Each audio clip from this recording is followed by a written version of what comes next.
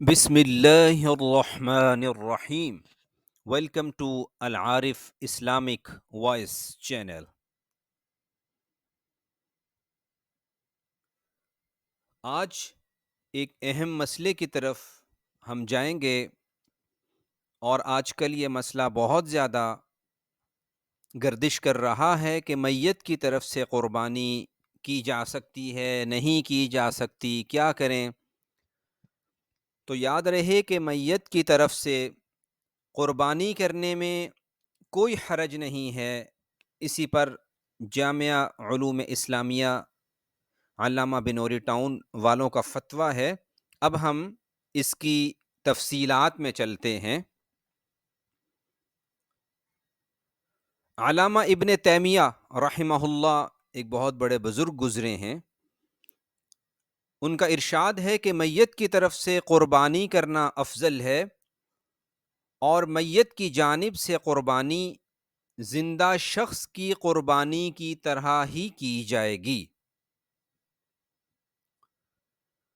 دراصل میت کی جانب سے قربانی کرنا ایک مالی عبادت ہے، اور مالی عبادت کے سلسلے میں اکثر علماء کرام کی رائے یہ ہے کہ اس کا ثواب میت تک پہنچتا ہے.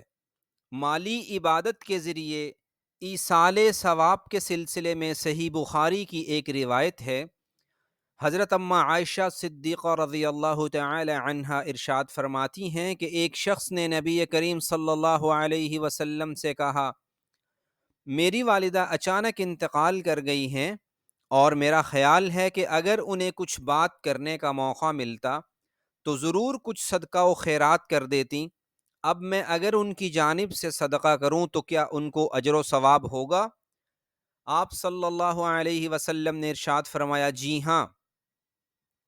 اس حدیث پاک سے معلوم ہوتا ہے کہ مالی عبادت کا ثواب میت تک پہنچے گا، اگرچہ اس نے اس کی وصیت نہ بھی کی ہو. حضرت علی رضی اللہ تعالی عنہ سے ایک حدیث آ رہی ہے. حضرت حنش کہتے ہیں کہ میں نے حضرت علی رضی اللہ تعالی عنہ کو 2 عدد دمبے قربانی کرتے ہوئے دیکھا تو پوچھا کہ حضرت یہ کیا ہے، یعنی اب 2 کر رہے ہیں؟ تو انہوں نے کہا کہ اللہ کے رسول صلی اللہ علیہ وسلم نے مجھے وصیت فرمائی تھی کہ جب تک آپ زندہ رہو علی میری طرف سے قربانی کرتے رہنا، اس لیے میں آپ صلی اللہ علیہ وسلم کی جانب سے قربانی کر رہا ہوں. تو اس کا مطلب ہے کہ دنیا سے پردہ کر جانے کے بعد بھی کسی کی طرف سے قربانی کی جا سکتی ہے.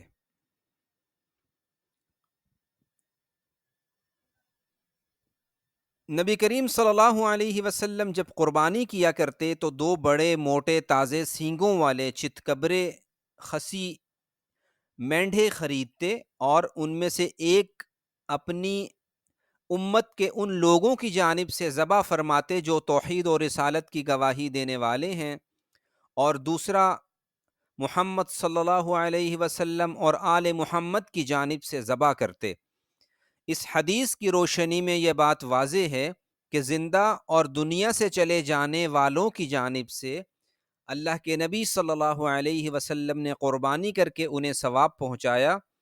اس حدیث پاک کے بعد اختلاف کی کوئی گنجائش باقی نہیں رہتی، اور اس حدیث کو ابن ماجہ اور مسند احمد میں روایت کیا گیا ہے. حضرات صحابہ رضی اللہ تعالی عنہم کا ایک مسئلے پہ اتفاق ہے. ان میں حضرت اماں عائشہ صدیقہ، حضرت ابو ہریرہ، حضرت جابر، حضرت ابو رافع، حضرت ابو طلحہ انصاری اور حضرت حذیفہ رضی اللہ تعالی عنہم اجمعین کی متفقہ روایت ہے کہ اللہ کے نبی صلی اللہ علیہ وسلم نے 2 مینڈے قربان کیے، ایک اپنی طرف سے اور دوسرا امت کو ثواب پہنچانے کے لیے. اسی طرح ایک اور مضمون میں بہت ساری احادیث ہیں کہ حضرت اماں عائشہ صدیقہ، حضرت ابو ہریرہ، حضرت عبداللہ بن عباس رضی اللہ تعالی عنہم، یہ احادیث بخاری، مسلم، مسند احمد، نسائی، ترمذی، ابو داؤد اور ابن ماجہ میں موجود ہیں. جن میں جناب رسول اللہ صلی اللہ علیہ وسلم نے میت کی جانب سے صدقہ کرنے کی اجازت دی ہے اور بتایا ہے کہ اس سے میت کو ثواب ہوتا ہے، تو جب اس سے میت کو ثواب ہوتا ہے تو پھر قربانی کا ثواب کیوں نہیں ہوگا؟ ایک سوال اور اٹھایا جاتا ہے کہ اگر فوت شدگان کے لیے قربانی کرنا ٹھیک ہوتا تو اللہ کے نبی صلی اللہ علیہ وسلم اپنے چچا حمزہ رضی اللہ تعالی عنہ کی جانب سے قربانی کرتے، حالانکہ وہ ان کے سب سے زیادہ عزیز اقربا میں سے تھے۔ اور اسی طرح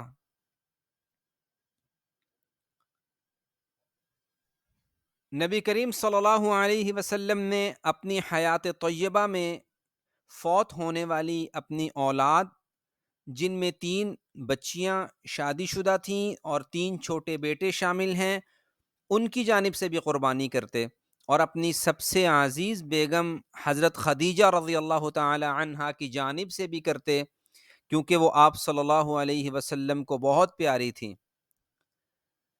یقیناً نبی کریم صلی اللہ علیہ وسلم نے اپنی بیویوں یا اولاد کے انتقال کے بعد ان کی جانب سے الگ الگ قربانی نہیں کی، لیکن آپ صلی اللہ علیہ وسلم نے اپنی جانب سے ہمیشہ قربانی کی، اور دوسری قربانی کے ثواب میں آپ صلی اللہ علیہ وسلم سبھی کو تو شامل فرما لیا کرتے تھے، اپنی آل اولاد کو بھی اور امت کو بھی۔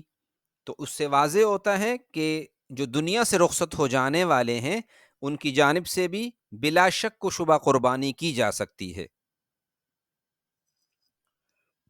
دوسرا اہم مسئلہ کہ بھینس اور بھینسے کی قربانی ہو سکتی ہے یا نہیں ہو سکتی۔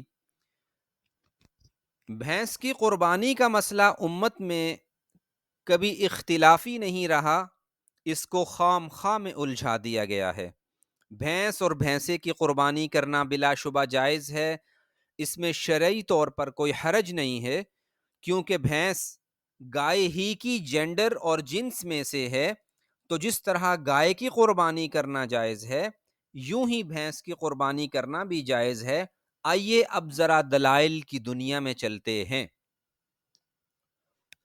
مشہور تابعی حضرت لیث بن ابو سلیم رحمہ اللہ فرماتے ہیں، الجاموس والبختی من الازواج الثمانیہ، بھینس اور بختی اونٹ کی ایک قسم ہے، یہ ان 8 جوڑوں میں سے ہی ہیں جن کا اللہ پاک نے سورۃ الانعام کی آیت نمبر 144 143 میں ذکر فرمایا۔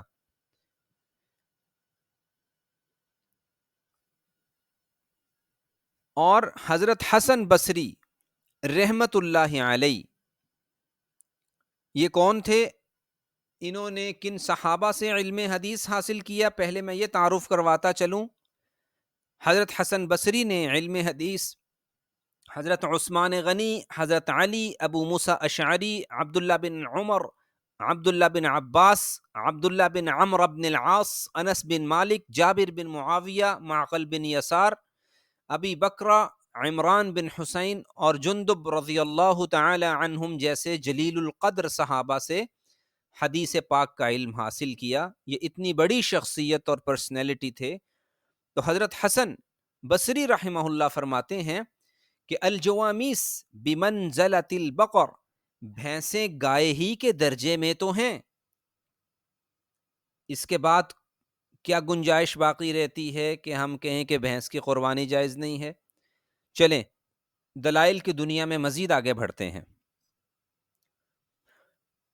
ہم حدیث کی ایک مشہور کتاب ہے بخاری شریف، مسلم شریف، تو میں نے ان کے اساتذہ، دادا اساتذہ پر دادا اساتذہ کا نام اس لیے لیا کہ عام طور پر ناموں سے تو تعارف نہیں ہوتا، لیکن چونکہ امام بخاری، امام مسلم بہت مشہور شخصیات ہیں، تو جب ہم اس بات کو دہرائیں گے کہ ان کے بھی دادا پردادا استاد تھے، تو بعد میں ایک آپ کی بھی نظر میں مزید وزن پیدا ہو جائے گا۔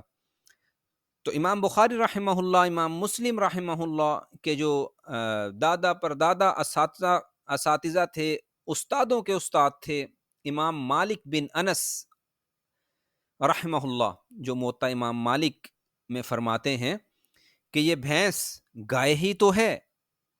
حوالہ آپ کے سامنے ہے موطا امام مالک کا۔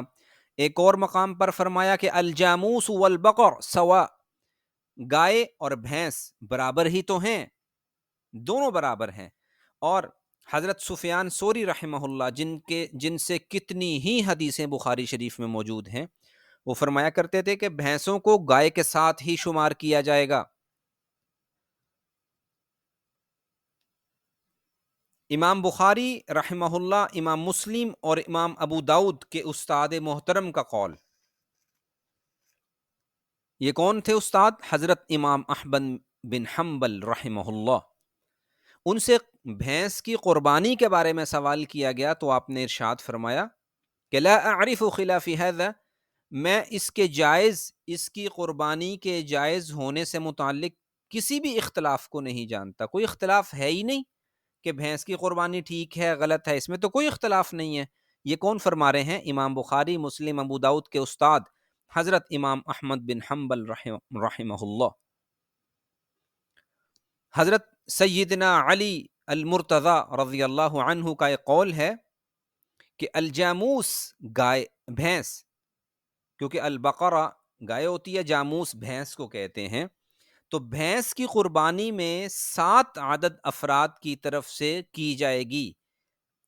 تو یہاں پر حضرت علی رضی اللہ عنہ کی حدیث پاک میں بڑا واضح آیا کہ بھینس کی قربانی میں بھی 7 بندے شریک ہوں گے، گائے کی قربانی میں بھی 7 بندے شریک ہوں گے۔ اور یہ قول، یہ بات اب بالکل روز روشن کی طرح as clear as the day light, بالکل کلیئر ہے کہ صحابہ میں اس میں کسی قسم کا اختلاف نہیں تھا کہ بھینس کی قربانی کرنی ہے یا نہیں کرنی، بھینسے کی قربانی کرنی ہے نہیں کرنی، سب کچھ واضح ہے۔ تھینکس اینڈ جزاک اللہ خیرا for visiting listening to Al-Arif Islamic voice channel. بارک اللہ فیکم۔ اور میری آپ سے ایک درخواست ہے کہ امت کو ان چھوٹے چھوٹے مسئلوں میں نہ الجھائیے۔ آپ بہت بڑے عالم ہیں، آپ لوگ بہت کچھ جانتے ہیں، امت کے سامنے پہلے ہی سینکڑوں نہیں ہزاروں مسائل منہ کھولے پہاڑوں کی طرح سے کھڑے ہیں۔ آپ کی خدمت میں بڑے ادب احترام سے درخواست ہے کہ جو چھوٹے چھوٹے مسائل، اور آپ خود جانتے ہیں کہ کتنی بڑی بڑی گنجائشیں نکلتی ہیں، دلائل موجود ہیں، ثبوت موجود ہیں، پھر جان بوجھ کر عید کے موقع پہ ایسے چھوٹے چھوٹے سے مسائل کو ہوا دینا، ان کو کھڑا کرنا، یہ بالکل بھی بڑے علماء کی شان کے مناسب نہیں ہے۔ مجھے امید ہے کہ انشاءاللہ آپ لوگ اپنے طرز عمل پر ضرور غور و فکر کریں گے کہ یہ چیز مناسب نہیں ہے۔ جزاک اللہ خیرا۔ السلام علیکم ورحمۃ اللہ وبرکاتہ۔